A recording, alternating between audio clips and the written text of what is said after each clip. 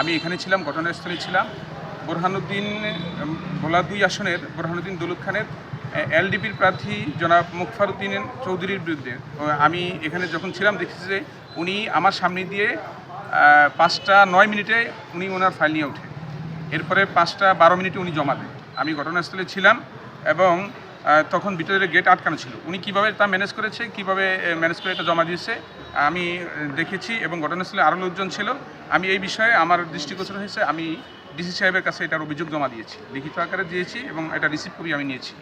DC সাহেবকে আমি জানিয়েছি বিষয়টা। আমি আশা করি উনি এটা গ্রহণ করেছেন। আমি আশা করি যে স্বচ্ছ নির্বাচনের লক্ষ্যে, সুষ্ঠু এবং স্বচ্ছ নির্বাচনের লক্ষ্যে উনি যাচাই বাছাই করে উনি একটা পদক্ষেপ নেবেন যাতে করে নির্বাচনটা স্বচ্ছ হয়।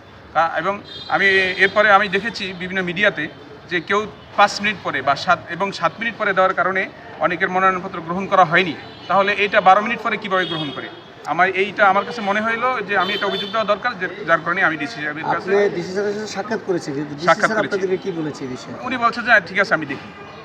আমি আশা করি উনি এটা নিরপেক্ষ, উনি এটা তদন্ত করে উনি এটা যথাযথ পদক্ষেপ নিয়ে বিচারের দ্বারা যাওয়ার পরে বললো কি যে আপনারা ওই নিচে দেয়া মানে বিচার শাখায় এটা এন্ট্রি করাইতে এখানে লেট করছে। লেট করার পরে আমাদের ফটোকপি করাইতে একটা ফটোকপি একটু কম হয়ে গেছে।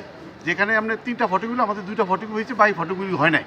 না হওয়ার পরিপ্রেক্ষিতে আমরা ফটো করতে গেছি। কাগজ ভিতরেই আমাদের জমা ছিল, কিন্তু আমরা একটা কপি নিয়ে ফটো করতে এখানে জমা লেট হয়ে গেছে। লেট হয়েছে মানে হ্যাঁ 4টা 50 মিনিটের সময় আমরা এসে পড়ছি। আর আমরা যে ছিলাম এখানে সিসি ক্যামেরা আছে। হ্যাঁ 5টার আগে মানে আমরা 3টা ঢুকছি। সিসি ক্যামেরা আছে, ডিসারে আমাদের সাথে কথা হয়েছে, হয়েছে সেই ক্যামেরা আছে।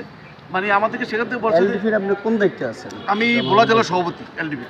ভোলা জেলা